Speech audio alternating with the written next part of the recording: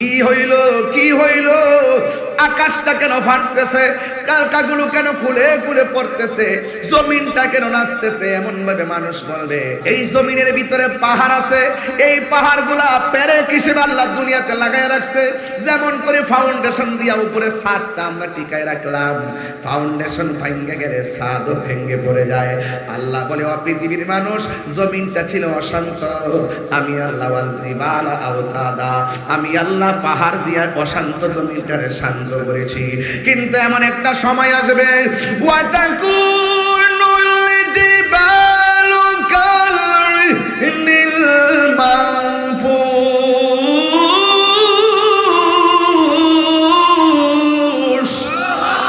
এমন একটা সময় আসবে যেই সময়ের মধ্যে নদীর পানির মধ্যে সুনামি উঠে যাবে, সাগরের পানির মধ্যে সুনামি উঠে যাবে। এমন একটা সময় আসবে নদীর মধ্যে ঢেউ উঠে যাবে। আজকে হয়তো টেকনাফের পাড়ে আমরা দাঁড়িয়ে রইলাম, আবার বাতাস খাইলাম। এমন একটা সময় আসবে নদীর পানিটা গাছের 40 হাত উপরে উঠে যাবে, ঘরের 40 হাত উপরে পানিটা উঠে যাবে। একটা সেকেন্ড দাঁড়ানোর সুযোগ পাওয়া যাবে না। আল্লাহ কয় ও পৃথিবীর মানুষ, ওয়া ইযা সুলসিলাতিল আরদু জিলজালাহা, শুধু জমিনটার মধ্যে শুধুমাত্র সাগরের মধ্যে তাণ্ডব শুরু হবে না, জমিনের মধ্যে যে জমিনটা আছে এই জমিনের মধ্যে তাণ্ডব শুরু হয়ে যাবে। এমন একটা তাণ্ডব শুরু হয়ে যাবে, শুধু তাই নয়, ওয়া আখরাজাতিল আরদু আসফালাহা, জমিনের নিচে তেলের খনি স্বর্ণের খনি আছে, সবগুলো বমি করে দিবে। আজকে স্বর্ণের রেট হলো 1,90,000, এক সপ্তাহ আগে ছিল 2,09,000। যুবক ভাইয়ের আমার, এমন ভাবে স্বর্ণের দাম এত বেশি, স্বর্ণ সংগ্রহ করার জন্য মানুষ কত কাহিনী করে, টাকা দিয়ে স্বর্ণ কিনে, কেউ আবার অবৈধ পথে স্বর্ণ আনে। স্বর্ণের এত লোভ এত লোভ, কিন্তু এমন একটা সময় আসবে স্বর্ণ তার সামনে কোটি কোটি ভরি পড়ে থাকবে। এই তাণ্ডব লীলার কারণে কোনো মানুষ স্বর্ণের লোভ করবে না, কয়লার লোভ করবে না, তেলের লোভ করবে না। একটাই কথা, ওয়াকালাল ইনসানু মালাহা, এমন একটা সময় আসবে ওই পাহাড়গুলা তুলার মতো উড়ে যাবে, ওই পাহাড়গুলা তুলার মতো উড়ে যাবে। এখন প্রশ্ন হলো হুজুর, মানুষের অবস্থা কি হবে? মানুষগুলো ইয়াউমা ইয়াকুনুন নাসু কাল ফারাশিল মাবসুস, আর মানুষগুলা কীট পতঙ্গের মতন উড়ে ছিটকে যাবে। উখিয়ার মানুষ উইরা গিয়ে, কথার কথা বলছি, উখিয়ার মানুষ উইরা গিয়ে কক্সবাজারে পড়বে, কক্সবাজার মানুষ উড়ে গিয়ে মহেশখালী পড়বে, মহেশখালীর মানুষ উড়ে গিয়ে মনে হবে সেন্ট মার্টিন পড়বে, আবার বাংলাদেশের মানুষ উড়ে গিয়ে অনেক দূর দূরান্তের রাষ্ট্র পড়ে যাবে। কিন্তু একটা কথা মনে রাখবেন, চোখের পলকে মানুষ মানুষ থেকে বিচ্ছিন্ন হয়ে যাবে। সাহাবায়ে কেরাম আমার নবীরে ডাক দিয়ে বলেন, ইয়া রাসূলুল্লাহ, এমন তাণ্ডব লীলা কি ইমানদাররাও ভুক্তভোগী হবে? আমার নবী বলেন, না, ইমানদারের মরণের জ্বালা হয় না। আমার ভাইয়েরা, আমি এখান থেকে চট্টগ্রাম শহরে চলে যাব। একটি মাহফিল আছে কর্ণফুলী, আর একটি মাহফিল আছে বহদ্দারহাট। দুইটা মাহফিল আমার চট্টগ্রাম শহরে আশেপাশে। এখান থেকে আমাকে অনেক দূরে চলে যেতে হবে। মাহফিল কমিটিদের কিছু আবদার রাখতে গিয়ে তারা মেহমানদারি করবেন, হয়তো আমাকে পরে মেহমানদারি করতে পারেন, সময়টা তো অল্প। এই জন্য আমি তাদের আবদার রক্ষা করতে গিয়ে নেতৃবৃন্দর সাথে একসাথে খেয়েছি, দুপুরে লাঞ্চ করেছি, খুব ভালো লেগেছে। আমি সকলকে এই ব্যবস্থাপনায়, লাঞ্চের ব্যবস্থাপনায় যারা কষ্ট করেছেন তাদেরকে ধন্যবাদ জানাই। আমি আপনাদের সামনে বেশি লম্বা কথা বলবো না, আমি শুধু আপনাদের কাছে দুইটা জিনিস কামনা করি। একটি হলো ধৈর্য, আর একটি হলো মনোযোগ। যার জীবনে ধৈর্য বেশি তার জীবনের সফলতা বেশি, যার জীবনে ধৈর্য কম তার জীবনে হতাশা বেশি। আমরা হতাশার সাগরে ভাসতে চাই না, আমরা ধৈর্যের সাগরে ভাসতে চাই। কথা বলেন ঠিক কিনা? ইন্নাল্লাহা মাআস সাবিরিন, নিশ্চয়ই আল্লাহ রাব্বুল আলামিন ধৈর্যশীলদের সাথেই রয়েছেন। তো এই জন্য আস-সাবরু মিফতাহুল ফালাহ, ধৈর্য হলো সাফল্যের চাবিকাঠি। এই জন্য আমরা ধৈর্যশীল হব। আমি একটু অনুরোধ করব আমাদের গ্রাম পুলিশ ভাইদেরকে এবং থানা প্রশাসন ভাইদেরকে অনুরোধ করব, আপনারা প্রবেশপত্র একটু ক্লিয়ার রাখবেন, যেন মানুষগুলো ঢুকে সহজ করে বসতে পারে। এই জায়গাটাকে ক্লিয়ার রেখে মানুষগুলোকে আমার বাম পাশে পাঠিয়ে দিবেন। দেখবেন মাহফিলটা ধীরে ধীরে একে প্রাণবন্ত মাহফিলের রূপদান করবে ইনশাআল্লাহ। আমি ওয়াজ শুরু করার আগেই যদি এই অবস্থা হয়, ওয়াজে যখন টান দিব, যখন আমি একটু ওয়াজ করব, ওয়াজের ফাঁকে যখন ধর্মান্ধদেরকে আমি ওয়াশ করব, তখন আপনাদের অন্তরে একটা প্রেম জেগে উঠবে। কথা বলেন ঠিক না? আমরা ধর্মভীরু মানুষ, আমরা ধর্মকে ধারণ করি। কথা বলেন ঠিক কি না বলেন? আমরা ধর্মকে ধারণ করি, ধর্মকে ধারণ করে ধর্মকে পালন করি, ধর্মের প্রচার করি। ধর্মদ্রোহী, ধর্মের নামে ধর্মদ্রোহিতা, ধর্মকে ব্যবহার করে ধর্মান্ধতা ছড়ানো, এটা কখনো আমরা এই দেশে কামনা করি না। এই জন্য আপনারা যারা শান্তিকামী সুন্নি মুসলমান রয়েছেন, আপনাদের সকলকে বলবো, সেক্ষেত্রে আপনাদের সকলকে সজাগ দৃষ্টি রাখতে হবে। কথা বলেন ঠিক না বেঠিক? আমার ভাইয়েরা, আপনাদের সকলের জ্ঞাতার্থে আমি ওই কথাগুলোই বলার চেষ্টা করব, যেই কথাগুলো আপনার আমার নাজাতের জন্য খুব প্রাসঙ্গিক এবং সমাজতান্ত্রিকভাবে এই কথাগুলো খুবই আপনাদের জানা প্রয়োজন। অনেক সময় দেখা যায় যে সত্যিকার মানুষ বিভিন্ন জায়গায় অনুপস্থিতির কারণে অসত্যের মানুষগুলো তাদের আলোচনা দিয়ে, তাদের অবস্থান দিয়ে মানুষগুলোকে বিভ্রান্ত করে। সেই জন্য আমি গত কয়েকদিন আগে কক্সবাজার দিনে মাহফিল করেছি, আজকে উখিয়াতে মাহফিল করার জন্য এসেছি। এভাবে ইনশাল্লাহ আশা করতেছি সারা বাংলাদেশে অন্ততপক্ষে এমন একটি ক্রাইসিস মুহূর্ত চলতেছে, এই মুহূর্তে যদি সত্যিকার ধর্মের কথাগুলো আপনাদের কানে না পৌঁছায়, তাহলে আপনাদের উপরে ধর্মের নামে এক কালো ছায়া নেমে আসবে। কথা বলেন ঠিক না বেঠে? এই জন্য সেই অভিশপ্ত জাতি থেকে আমাদের দেশকে রক্ষা করতে হবে, দেশের মানুষকে রক্ষা করতে হবে। কথা বলেন ঠিক না বেঠে? আমি আপনাদেরকে অনুরোধ করব, আজকে যারা এখানে, আমি প্লিজ আবারও বলছি, আপনারা দয়া করে মাঝখানে ফাঁকা রাখবেন না, বসে যাবেন। কারণ এই ফাঁকা রাখাটা স্টেজের সৌন্দর্য নয়। আপনারা যেহেতু আমি মেহমান মুসাফির মানুষ, আমার কথাগুলোকে একটু আপনারা ভালোবাসবেন এবং রসুলের পাকের মহব্বতে আপনাদের আসনগুলো বুঝে নিয়ে বসে যাবেন। আর বসলে লস হবে না। ইজা মারারতুম বি রিয়াজিল জান্নাতি ফারতাউ, রসুল বলছেন যখন তোমরা জান্নাতের বাগানের দিক দিয়ে গমন করবে, সেখানে তোমরা বসে যাবে। সাহাবায়ে কেরাম বলেন, ইয়া রাসূলুল্লাহ, আমরা তো জানি মরণের পরে জান্নাত দিবে, কিন্তু দুনিয়াতে আবার জান্নাতের বাগান কোনটা? কয় জান্নাতের বাগান হলো হিলকা যিকর, যেই জায়গার মধ্যে আমি আল্লাহ, আমার আল্লাহর জিকির করা হবে, যেই জায়গার মধ্যে আমি নবীর শান গাওয়া হবে, নবীর শানে মুস্তাফা, আজমাতে মুস্তাফা, হুব্বে মুস্তাফা, শানে মুস্তাফা, নাতে মুস্তাফা করা হবে। এই মাঠ থাকে না, এই মাঠ জান্নাতের বাগান হয়ে যায়।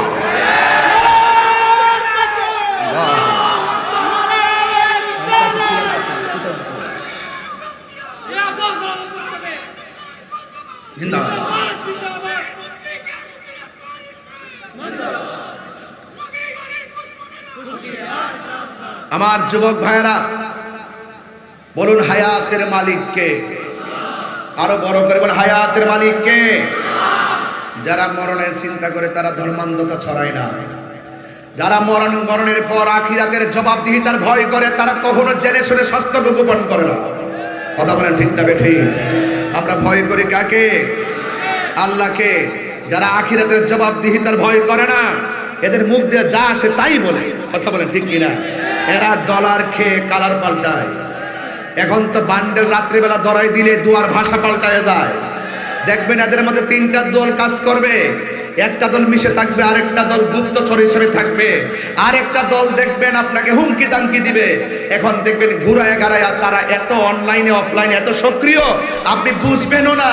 ওরা সাধু বেশে চলে, যাদের মুখের কথা একরকম, ভিতর আরেক রকম। এরা মুমিন নয়, এরা মুনাফিক। কথা বলেন ঠিক কিনা? মুনাফিকরা তাদের চরিত্র আরেকজনের উপর চাপিয়ে দেওয়ার চেষ্টা করে।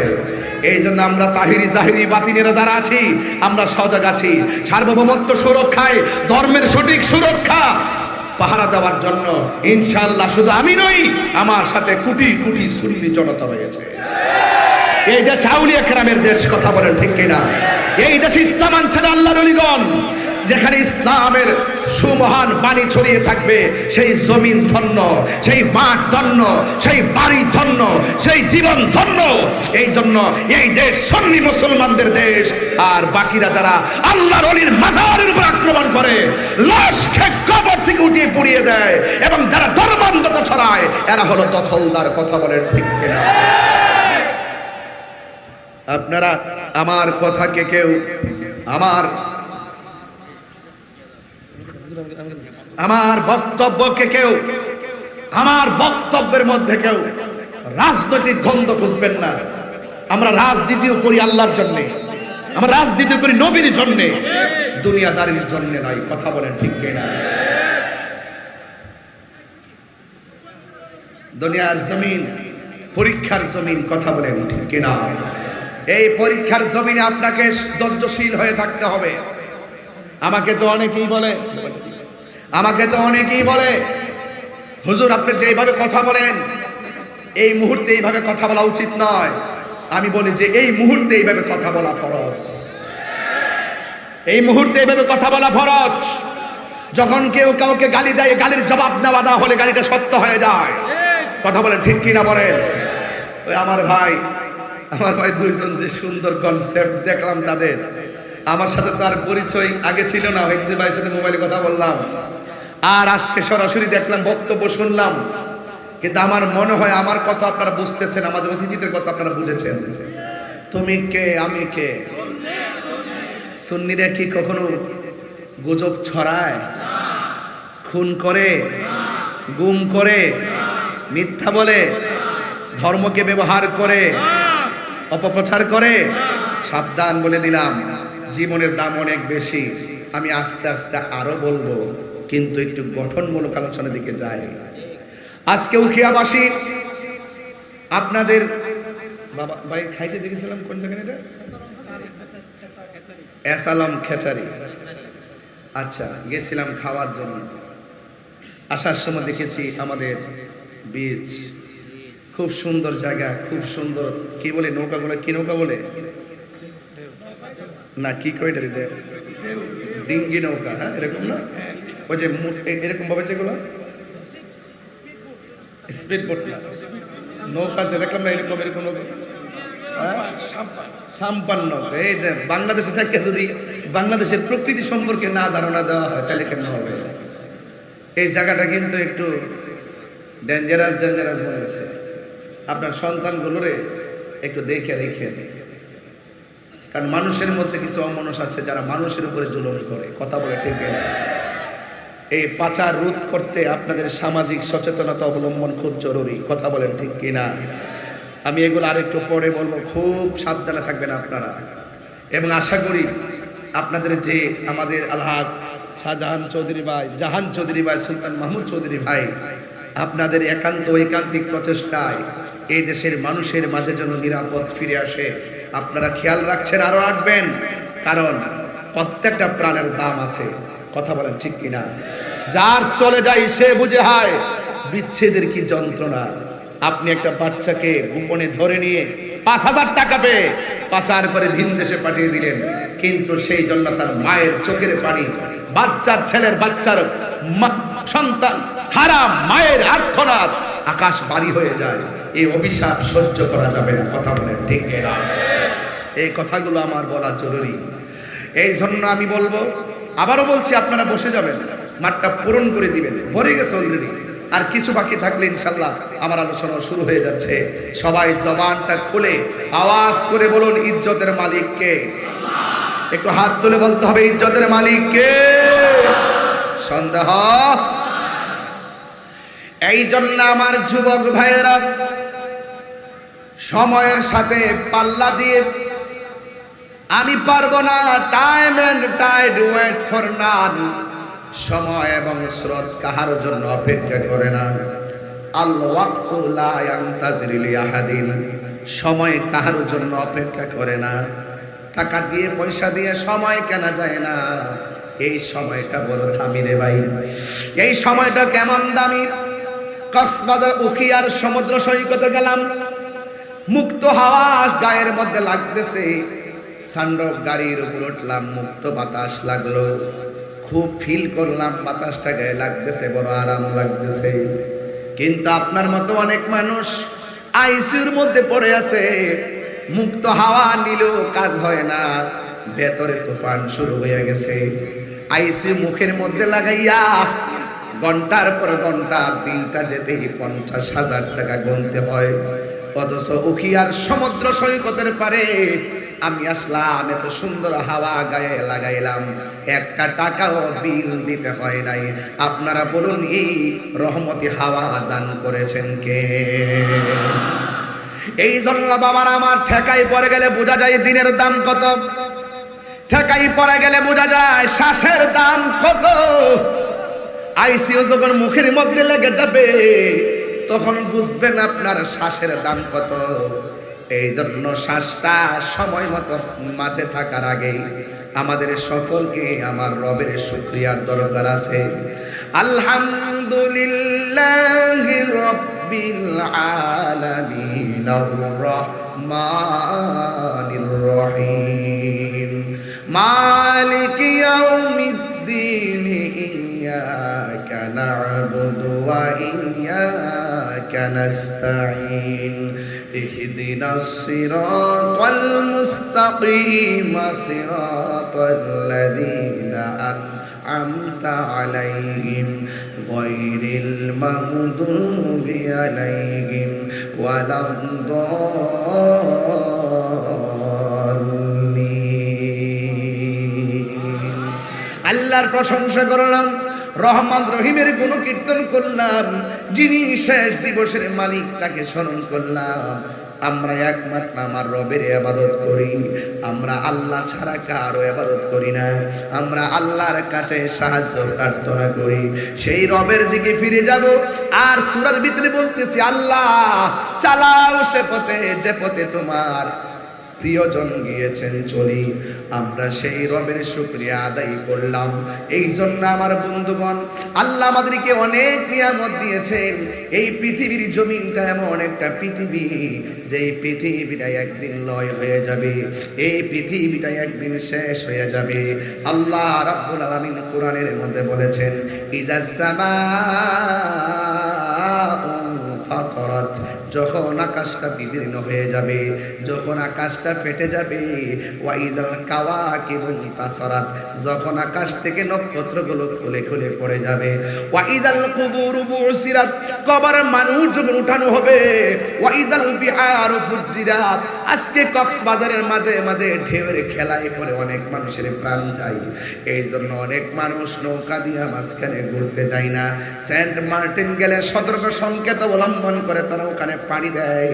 সংকেত যখন লাল হয়ে যায় তখন আর সেখানে কেউ যায় না। মুনাফিকদের খবর আছে, মুনাফিক বড় ভয়ঙ্কর। আমার মতন টুপি লাগায়া, আমার মতন পাঞ্জাবি টাঞ্জাবি বইরা স্পিকার দিয়া দিয়া এত মিথ্যা ডেলিভারি দেয়। কইতাছে আপনি যদি একটা ভোট দেন 18 কোটি নামাজ মানুষ নামাজ পড়লে যে সওয়াব আপনার আমলনামায় এই সওয়াব দেওয়া হবে। এটা কি ধর্মের কথা নাকি ধর্মের নামে অধর্মের চর্চা? সাবধান বলে দিলাম, এইরকম অপব্যাখ্যা করবেন না যে আপনাকে একটা ভোট দিলে 18 কোটি মানুষ নামাজ পড়লে যে সওয়াব পাওয়া যাবে, এই সওয়াব আপনার আমলনামে দেওয়া হবে। কেমনে এই কথাগুলো বলেন? বুকটা কি একটু কাঁপে না রে বিয়াদব বেঈমান? এই বিয়াদব, বুকটা কি একটু কাঁপে না? আবার তাদের পক্ষে সাফাইও দেয়। আমাকে জিজ্ঞেস করে আমি কেন বলি, আরে বাবা আমি ধর্ম নিয়ে কাজ করি। আমি যখন দেখব ধর্মের অপব্যাখ্যা কেউ করে, আমার ফরজ হয়ে যায় তার অপব্যাখ্যার জবাব দিয়ে সঠিক ব্যাখ্যা সমাজে তুলে ধরা, হাত করে বলা ঠিক না।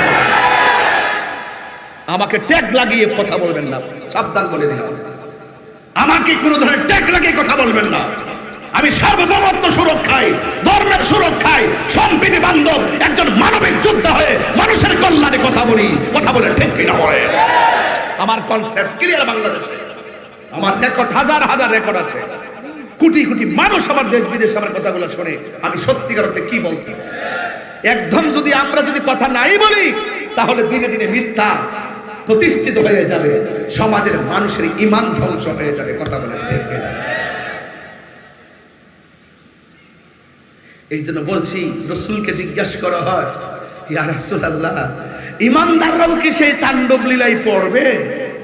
রাসূল বলেন, না, ইমানদাররা তো এই তাণ্ডব লীলায় পড়বে না। কারণ কিয়ামতের তাণ্ডব লীলা যখন শুরু হবে, পৃথিবীর এক প্রান্ত থেকে একটা হাওয়া এসে লাগবে তার বগলের নিচে, ইমানদারের বগলের নিচে। সুবহানাল্লাহ বলবেন না?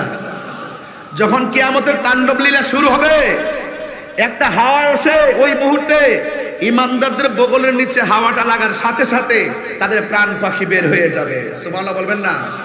আর সব তাণ্ডব লীলায় পড়বে মুনাফিক, বেঈমানি, কাফের গোষ্ঠী। কথা বলেন ঠিক কিনা?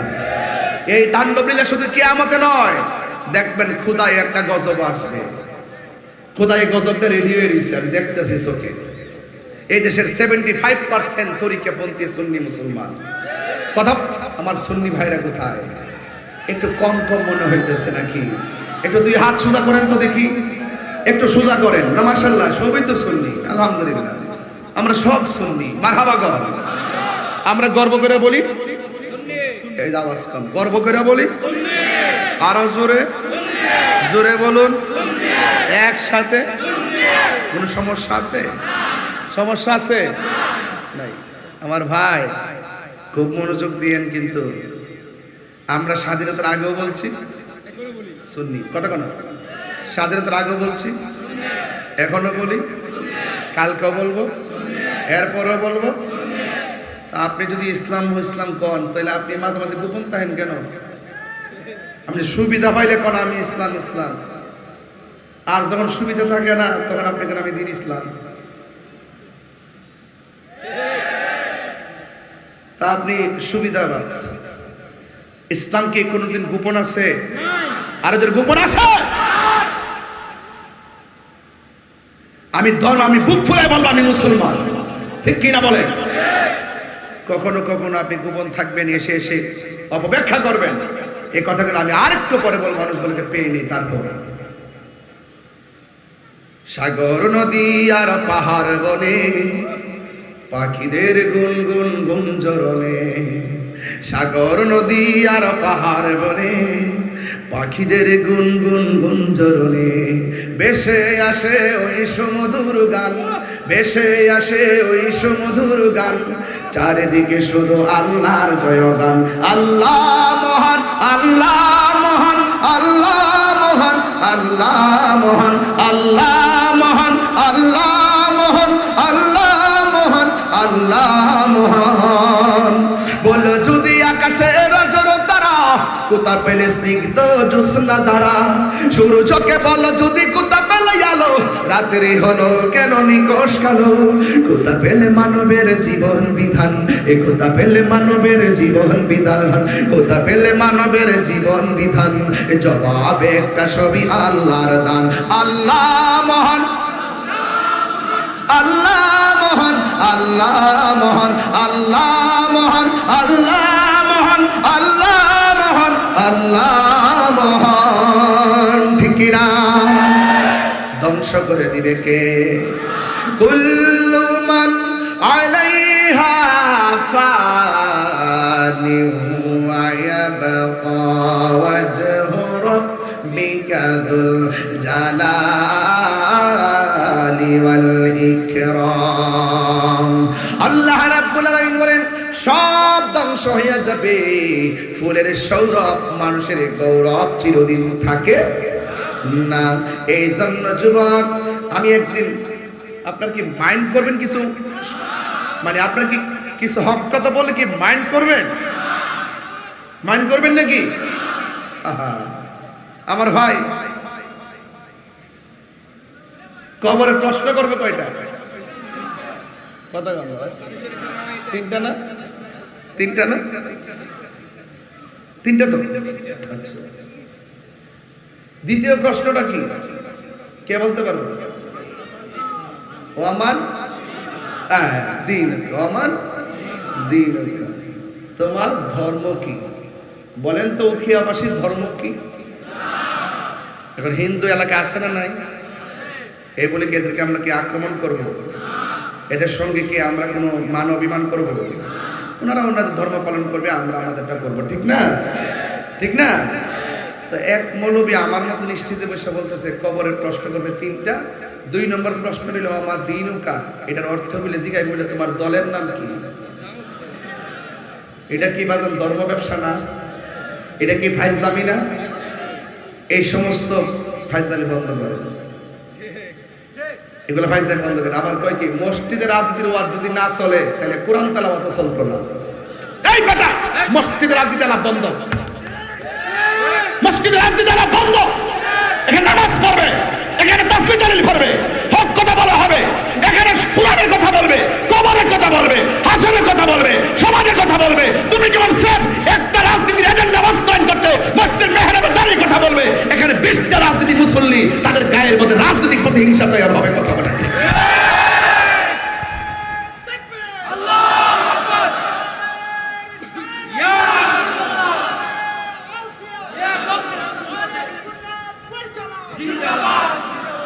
আমার কথা রাগ করছেন? রাগ করছেন আবার? এই কথাগুলো বাজান কেউ বলবে না। বলতে গেলে সাহস লাগে, বলতে গেলে কলিজাও লাগে। আমি বাড়ির থেকে আসার সময় আমার ব্যাগের ভিতরে থেকে একটা সাদা পাগড়ি, মাথায় থেকে একটা সাদা পাগড়ি, 2টা মিললে কাফন হয়ে যাবে আশা করি। এজন্য আমি একটু ভয় কম করি। আমি হক কথা বলে যদি মরতে পারি, আমার মতন সৌভাগ্যবান আর কেউ না। কথা বলেন ঠিক কিনা? আরো বড় করে বলেন ঠিক কিনা বলেন। হকের পক্ষে কারা কারা আছেন হাত তুলে দেখান। নারে তাকবীর, নারে রিসালাত, আহলুস সুন্নাত ওয়াল জামাত, কোরআন সুন্নাহর আলো। আলহামদুলিল্লাহ বলেন। এই যে শাউলিয়া গ্রামে ওলি আল্লাহর পক্ষে যদি আপনি থাকেন, আপনি যদি রিকশা চালান, আপনার স্যান্ডেলগুলো আমার জিহ্বা দিয়ে পরিষ্কার করে দিন। নবীর পক্ষে যদি আপনি থাকেন, আমার জিহ্বা দিয়ে আপনার পায়ের ময়লা পরিষ্কার করে দিন। যেই নেতা নবীরে ভালোবাসে সেই নেতাকে আমি ভালোবাসি। যেই নেতা ওলি আল্লাহকে ভালোবাসে, ওলি আল্লাহর মাজার সুরক্ষায় কথা বলে, সেই নেতাকে আমি ভালোবাসি। যেই নেতা আমার নবীকে ভালোবাসে না, আমি তাকে ভালোবাসতে পারবো না। কথা বলে ঠিক না? এটা পরিষ্কার কথা। আলহামদুলিল্লাহ। এই জন্য বলছি ভাইদের কনসেপ্ট আমার সঙ্গে মিলে গেছে, বাকি ব্যাখ্যা আপনাদের কাছে। আমি রাইখা গেলাম কথাটা, মারহাবা জোরে বলে। আপনি যেহেতু নাগরিক, আপনি যে একটা ভোটের অধিকার আছে আমি জানি, আপনি যেখানে দিবেন তো দিবেন, কিন্তু কিছু বিষয় আছে এটার সাথে ঈমান জড়িত। যারা ঈমান বিধ্বংসী মানুষ, এদেরকে আপনি সমর্থন দিতে পারবেন না এবং সমর্থন দিতে পারেন না। আমরা বেঁচে থাকতে আপনাদেরকে বাধা দিব এবং সতর্ক করব। কথা বলেন ঠিক না বেঠিক? সুন্নাত নয় শুধু দাওয়াতের মেহমান। এই রাস্তাটা ক্লিয়ার করে দেন, এই রাস্তা ক্লিয়ার করে দেন, এই রাস্তা ক্লিয়ার করে দেন। এদিকে আসেন। আমি বারবার বলছিলাম এই যে ওই কোনার রাস্তাটা মানুষ সব আসতেছে, একটু রাস্তাটা ক্লিয়ার করে দেন। সুন্নাত নয় শুধু দাওয়াতের মেহমান, সুন্নাত নয় শুধু খাওয়া শেষে মধুপান, আরো কিছু সুন্নাত আছে তুমি জানো কি? জানলেও জীবনে কখনো তা মানো কি? জানলেও জীবনে কখনো তা মানো কি? একটা জবান বন্ধ রাখবেন না, মহব্বতে মায়ার সুরে বলুন সুবহানাল্লাহ। আমার যুবক ভাইয়েরা, আমার উখিয়ার বন্ধু, টেকনাফের বাবা, কক্সবাজারের বাবা, আজকে আপনারা যারা এসেছেন সোনার পাড়ায় উচ্চ বিদ্যালয় মাঠে, হাজার হাজার মানুষ, দিনের বেলা অ্যাভেলেবল মাহফিল এলাকা হয় না, এই জন্য অনেক মানুষ অভ্যস্ত নয়। এরপর আমি আমার মতো গুনাহগার কাঙ্গাল মানুষটার সামনে বসে আলোচনা শুনতেছেন, আমার অন্তর থেকে এক রাশ ভালোবাসা দিয়ে গেলাম। ও বন্ধুরে আমার, আমি বলেছিলাম সব শেষ হইয়া যাবে, মুনাফিকদের খবর আছে। আমার নবী, আপনার নবী বলেন কাফেরের চাইতে মুনাফিকরা বড় ভয়ঙ্কর। আমাদের উখিয়ার জমিনে মুনাফিক আছে না না? ইন্নাল মুনাফিকিনা ফিদ-দারকিল আসফালি মিনান নার।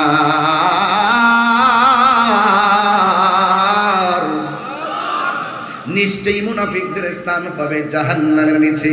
মুনাফিকরা কখনো জেনে সত্য গোপন করে না, মায়ের ডরে সত্য গোপন করে না, যেমন আমিও করি না, আমিও করি না। হ্যাঁ, এদিকে আমরা সেলিম ভাই নাকি? ভাইরা, আপনারা কি আমার প্রতি রাগ করতেছেন? আমরা কি মুমিন না মুনাফিক? এটা বড় করে কর না, মুমিন না মুনাফিক? আয় মুনাফিক না, মুমিন মুমিন। হযরত বেলাল রাদিয়াল্লাহু তাআলা আনহুর গায়ের মধ্যে, হাতের মধ্যে রশি বাঁধছে। বলেন কি বাঁধছে? রশি বাঁধার পর উত্তীপ্ত আমাদের আপনাদের কক্সবাজারে যে বালুগুলো আছে দেখবেন, খালি পায়ে দিনের বেলা যাওয়া যায় না, স্যান্ডেল পরে যেতে হয়, অনেক গরম লাগে। এর চাইতে অনেক গরম হলো আরবের মাটি, আরবের ধুলাবালি। ওই ধুলাবালির উপরে হযরতে বেলাল রাদিয়াল্লাহু তাআলা আনহুকে উপর করে শোয়াইয়া দিলেন আর হাতের মধ্যে রশি দিয়া বাঁধলেন। অপরাধ কি? কয় তুমি আল্লাহর জিকির করতে পারবে না। বেলাল রাদিয়াল্লাহু তাআলা আনহু বলেন, আল্লাহর জিকির আমি করবই, কারণ তিনি আমার স্রষ্টা। মায়ের ভয়ে কি আল্লাহর জিকির বন্ধ করছে? আর ওদের বন্ধ করছে? শুধুমাত্র তাই নয়, পেটের যে উপরে চামড়াটা আছে সেই চামড়াটা উঠে গেছে, পানি পড়তেছে, এরপরও তিনি আল্লাহর জিকির বন্ধ করে নাই। তিনি বলেন কুল হুয়াল্লাহু আল্লাহ লাম ইয়ালিদ, পড়েন না, লাম ইয়ালিদ ওয়া লাম ইয়াকুল লাহু, আল্লাহর সমকক্ষ কেউ নাই। এরপরে এইভাবে যখন আল্লাহর জিকির বন্ধ করে না, তখন লোহা গরম করে পিঠের মধ্যে দাগ দিছে। বেলাল রাদিয়াল্লাহু তাআলা আরো বেশি মহব্বতের জিকির বাড়াইয়া দিছে। সুবহানাল্লাহ বলবেন না? এরপরে শুধুমাত্র তাই নয়, তাকে প্রশ্ন করা হয়েছে, এ বেলাল, তোমাকে এইভাবে আঘাত করতেছি, তুমি কি ব্যথা পাও না? বেলাল রাদিয়াল্লাহু তাআলা বলেন, তোদের হাজারো আঘাতের চাইতে আমার আল্লাহর নামটা আমার কাছে অনেক মধুর লাগে।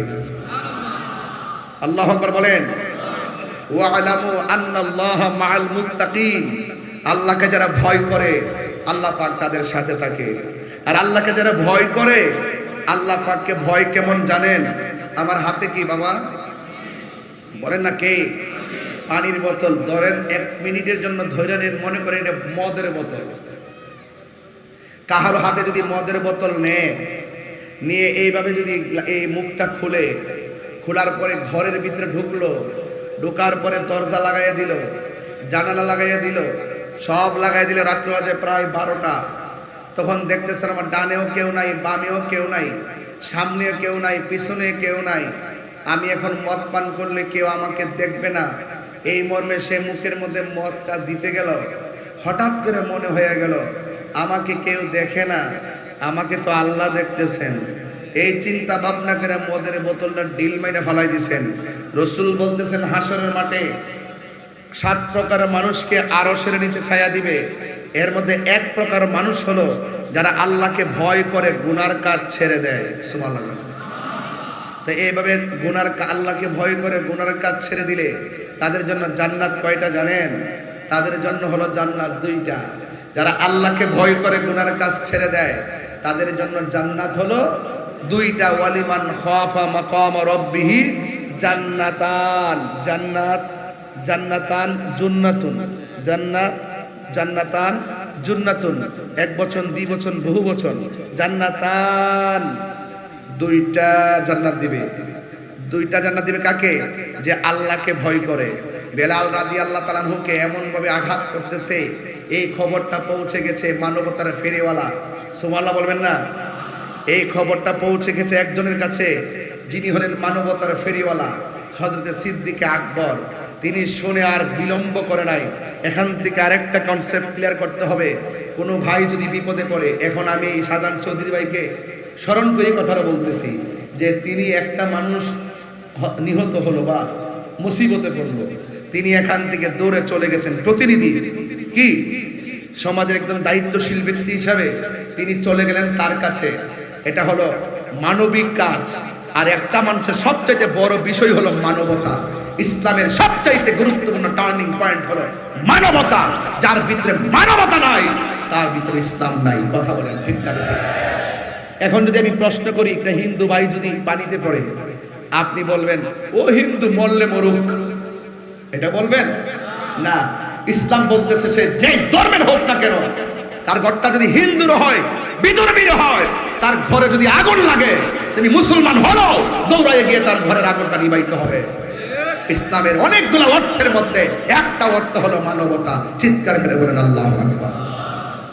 লা ইকরাহা ফিদ্দীন, ধর্মের মধ্যে জবরদস্তি নাই। কিন্তু আপনি কাউকে যদি উপকার করেন, আপনি কি বলবেন যে লোক দেখানো উপকার করলে কি লাভ হবে? কথা কয় না, লোক দেখানো উপকার করলে কি লাভ হবে? আমার দেশের অনেক মানুষ লোক দেখানো উপকার করে, অনেক মানুষ মানবতার কাজ করে। দেখবেন এতদিন কোনো খোঁজখবর ছিল না, এতদিন হিন্দুদের নাম গন্ধ শুনতে পারছে না। আমরা যখন হিন্দুদের পক্ষে কথা বলতাম তখন আমাদেরকে দালাল কইত। আমরা বলতাম যে 32টা দাঁতের ভিতরে জিহ্বাটা যেমন নিরাপদ, আমাদের বাংলাদেশে হিন্দুরা আমাদের কাছে এর চাইতে বেশি নিরাপদ। যার যার ধর্ম পালন করবেন, আপনার কাজ হলো দিনের দাওয়াত দেওয়া। ভালো লাগলে গ্রহণ করে কেউ মুসলমান হবে, না হলে জোর জবরদস্তি করা যাবে না।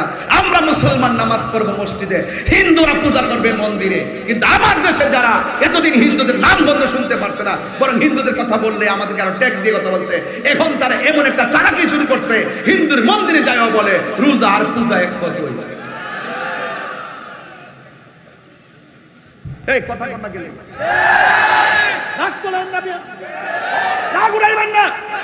এগুলো মুনাফিকি। একটা মুসলমানদের সত্যি স্বকীয়তাকে জলাঞ্জলি দিয়ে কখনো এই কথা বলা যাবে না যে মক্কায় মুসলমান আছে, এপিডে মুসলমান, এপিডে মুসলমান, দানো মুসলমান, দাঁড়িয়ে মুসলমান, একটা বডির মতো মুসলমানদের অস্তিত্ব। আর যারা হিন্দু তারা ওই পথে হিন্দু হিসেবে আছে। আপনি মানবিকভাবে তাদেরকে পূজা করার জন্য নিরাপত্তা দিতে পারেন। আপনি যখন বলবেন আল্লাহর প্রশংসা করতেছি মন্দিরে আসে, তাহলে আমাদের মুসলমানদের অস্তিত্বের উপরে আঘাত আসবে।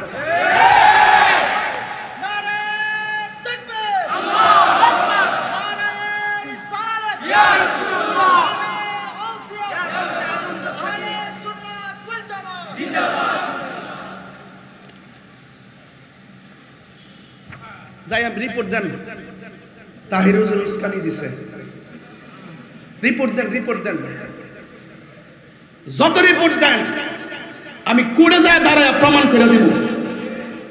আমি এমন সাহস রাখি, আমি সত্যের লড়াইয়ে বিড়ালের বাচ্চা নয়, বাঘের বাচ্চার মতো কথা বলি। কথা বলে ঠিক যাবে? তুমি তোর মাধ্যমে ছড়াইবা, তুমি অপব্যাখ্যা করবা, আর আমি বুঝি বসে থাকবো। এই মাঠ তো আউলিয়া কেবলের প্রদর্শনের ধর্ম মাঠ। কথা বলে ঠিক না বলে? নাটক কম করো প্রিয়।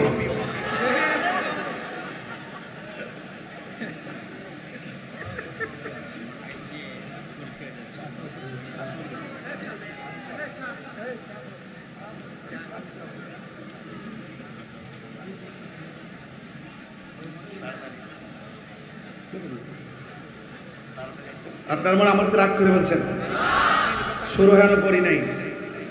আমি বলছিলাম মাঝে মাঝে একটু একটু একটু ইশারা দিয়ে যাবে, আর মাঝে মাঝে ঘটনা বলবো। কখনো ঘটনা, কখনো চেতনা। খানকায় বসে থাকার নামও ইসলাম, আবার রাজপথে ঝাঁপিয়ে পড়ার নামও ইসলাম। ঠিক কিনা বলেন আমার ভাইয়েরা? আমি বলছিলাম বেলালের কথা। বেলাল কি হক কথা ছেড়ে দিছে? মরণের ভয়ে কি হক কথা ছেড়ে দিছে? হক কথা বলে মৃত্যুবরণ করতে পারলে লাভ আছে না নাই? আল্লাহ বুঝার তৌফিক দান করুক। আমার কথায় কারা কারা বেজার হাত তোলেন? ওরে তোর বেড়া, দিনের বেলা তো বুঝে নেই। আমাদের এলাকার ছাত্র সেনার কমিটি আছে, 5 জন ছিল আগের কমিটি, একজন মারা গেছে। নাম জানো কি? হেলাল রেজবি মারা গেছে। আল্লাহ তাআলা ভেজবাসী করুক, আমিন কন। আর তোমার নাম নাকি?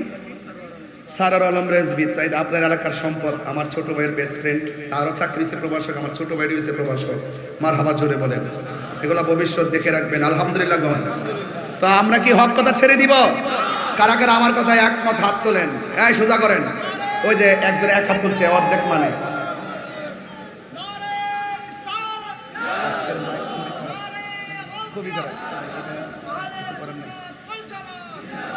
হাত নামাইছেন কেন? আমি টেকনাফবাসীকে কি বাড়িতে নিয়ে দেখাইতে হবে না যে তারা দিনের বেলা হাজার হাজার লোক আসছে? মারহাবা জোরে গণ। রাগ করে না, রাগ করে না। তাহির হুজুর ভাইতেন না, একটা কথা কইয়া দেওয়া যায়, আর আসি আর না আসি, আর আসতে পারি আর না পারি, তবে একটা মাহফিল আসবো কোটা জানেন, কক্সবাজারে না উকি আছে নাকি? না, এটা এখন হইছে না, হবে আরো পরে, এখন না। আল্লাহ আকবার জোরে বলুন। আগামী বছর 26 সালে কক্সবাজার রাত্রেবেলা একটা মাহফিল করার শখ আছে। এটা নিয়ে আলোচনা চলতেছে। উকিয়াবাসী, টেকনাফ, কক্সবাজার, এটা টেকনাফ হোক, উকিয়াতে হোক অথবা কক্সবাজার হোক, যেখানেই হোক, আমরা এটাকে একটা জাতীয় প্রোগ্রাম আমরা করতে চাই। রাজি আছেন কিনা বলেন? রাজি আছেন কিনা বলেন? আল্লাহ কবুল করুক, আমিন কর। আমার নিজের হাতের লেখা গজলটা গান, তারপরে আলোচনায় যাব। ওয়াজও হবে, ওয়াশও হবে, আওয়াজও হবে। কথা বলেন ঠিক না বেঠিক? কারণ এখানে হক কথা বললে একটু আওয়াজ দিয়ে বলতে হয়। কথা কোন ঠিক কিনা? এটা বলেন, তুমি জীবন, তুমি মরণ, আধার ঘরে তুমি আপন, তুমি জীবন, তুমি মরণ, আধার ঘরে তুমি মোদের পাড়ের তরি, তুমি মোদের পাড়ের তরি, তুমি নিদানে তোরানে ওয়ালা ইয়া রাসূলুল্লাহ। মহব্বত একটু হাত লড়াই বললে মনে নবী খুশি হয়ে যাবে ইনশাআল্লাহ। হাতটার পতাকা বানাই দেন না উখিয়াবাসী, ইয়া রাসূলুল্লাহ, ইয়া রাসূলুল্লাহ,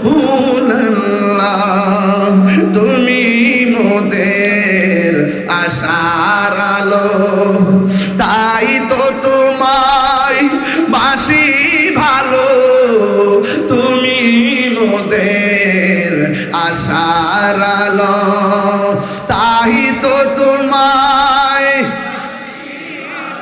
হৃদয় নামের ফুলদানিতে, হৃদয় নামের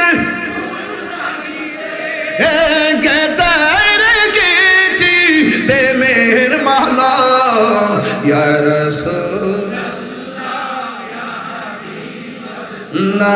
ইয়া রাসূলুল্লাহ, ইয়া হাবিবাল্লাহ, ইয়া রাসূলুল্লাহ, ইয়া রাসূলুল্লাহ, ইয়া রাসূলুল্লাহ।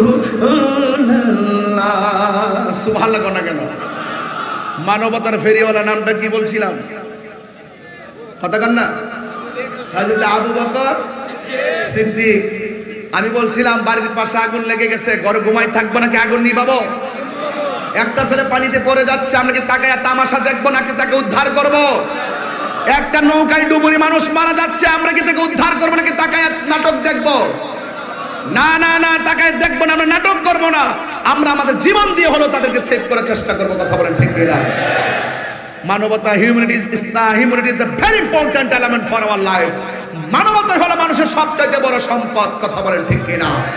এই জন্যই আবু বকর সিদ্দিক রাদিয়াল্লাহু তাআলা আনহু শুনলেন বেলাল রাদিয়াল্লাহু তাআলা আনহুকে আক্রমণ করা হয়েছে, তার পিঠের মধ্যে গরম ছেক দেওয়া হয়েছে, তার পেটের মধ্যে গরম বারু লাগিয়ে ছিলে ফেলা হয়েছে, তার জিহ্বার ভিতরে লোহা গরম করে লাগিয়ে দেওয়া হয়েছে। সিদ্দিক আকবরের আর মনটা মানে নাই, তিনি দৌড়াইয়া চলে গেলেন বেলালের কাছে, গিয়ে বলতেছেন, গিয়ে দেখতেছেন বেলাল ধীরে ধীরে ধীরে ধীরে রক্তাক্ত শরীর নিয়ে একজনে জিকিরি করতেছে। জবানটা খুলে বলুন তিনি কে? আর বড় করে তিনি কে? ও বন্ধুরে, গভীর মনোযোগ মহব্বত নিয়ে বসে যান। এবার আবু বকর সিদ্দিক রাদিয়াল্লাহু তাআলা আনহু শুনেন, ডাক দিয়ে বলে, বেলাল তোমার গায়ের ভিতরে এত ব্যথা, তুমি কি গো আল্লাহ আল্লাহ জিকির করতেছো? আল্লাহ আল্লাহ क्या मुबारक नाम है, अल्लाह अल्लाह मोमिनों का काम है, मौत कासिल कुल्लु नासिन शारिबुन खबर বাইতিন কুল্লু নাসিন দাখিলুন। কথা কোন ঠিক কিনা? কবরে যাওয়া লাগবে, মৃত্যুর স্বাদ গ্রহণ করা লাগবে। ও বন্ধুরে আমার, আমার নবী আপনার নবীর সাহাবী আবু বকর সিদ্দিক রাদিয়াল্লাহু তাআলা গেলেন আমার বেলালের কাছে, যায়া ডাক দিয়ে কই বেলাল তোমাকে এমন ভাবে মারে, তোমার জবানের ভিতরে আমি আল্লাহর জিকির দেখতেছি। ও বেলাল তুমি কার জিকির করো? কই আমি আল্লাহর জিকির করি। তুমি যে আল্লাহর নামটা জোরে জোরে জপতেছো আমার আল্লাহ শুনে কি শুনে না? বেলাল রাত ডাক দিয়া কয় হ্যাঁ শুনে। তুমি যদি আল্লাহকে আস্তে ডাক দাও আমার আল্লাহ শুনে কি শুনে না? বেলাল রাদিয়াল্লাহু তাআলা আনহু বলেন হ্যাঁ শুনে। ও বেলাল কিছুক্ষণের জন্য তুমি নীরবে নীরবে আল্লাহকে ডাকো। বেলাল রাদিয়াল্লাহু তাআলা আনহু বলেন আমি কার ডরে আল্লাহর নাম আস্তে জপতাম? কয়ে তাদের ভয়ে, কারণ তুমি আল্লাহর নাম জোরে জপলে ওরা তোমাকে মারে, এই জন্য তুমি আস্তে আস্তে আমার আল্লাহর জিকির করো। আস্তে বললো আল্লাহ শুনে, জোরে বললেও আল্লাহ শুনে। বেলাল রাদিয়াল্লাহু তাআলা আনহু ডাক দিয়ে কই ও আবু বকর এতক্ষণ তারা আমাকে মেরেছে কিন্তু আমি ব্যথা পাই নাই। এখন যা আপনি বলছেন মায়ের ভয়ে আমি আল্লাহর জিকিরটা আস্তে আস্তে করার জন্য, আবু বকর আমি বড় কষ্ট পেয়েছি মরণের ডরে। আর মায়ের ভয়ে সত্য কথা গোপন করা আল্লাহ পছন্দ করে না। কথা বলেন ঠিক কিনা? আবু বকর আপনি আমাকে কেন বললেন আল্লাহর জিকির আস্তে করার জন্য, নবীর নাম আস্তে জপার জন্য? আমি কালিমা পড়ছি লা ইলাহা ইল্লাল্লাহ মুহাম্মাদুর রাসূলুল্লাহ সাল্লাল্লাহু তাআলা আলাইহি ওয়াসাল্লাম। ও যুবকের দল কি ভাষায় ওয়াজ করব? বেলাল রাদিয়াল্লাহু তাআলা আনহু বলেন আমি আল্লাহর জিকির করতেছি করব, কিন্তু আপনি আমাকে কেন বললেন আমি আল্লাহর জিকির আস্তে করার জন্য? মাটির পাতিল চিনেননি? মাটির পাতিল যখন বাজারে বিক্রি করতে নেওয়া হয় পাতিলের মধ্যে টুকা দিয়ে দেখে পাতিলটাকে ফাটা নাকি ভালো, ভালো হইলে ভালোর সুর ধরে আর কাটা হইলে কাটার সুর ধরে। আপনি আমাকে কেন বললেন আল্লাহর জিকির আস্তে করার জন্য? আমি আল্লাহর বাজারে আল্লাহর প্রেমের বাজারে আমি বিক্রি হইতে এসেছি, ওরা আমার টুকা দিয়া দেখতেছে আমি আমার আল্লাহরে কত ভালোবাসি। আরে হাত তুলে বলো আল্লাহু আকবার, আল্লাহু আকবার।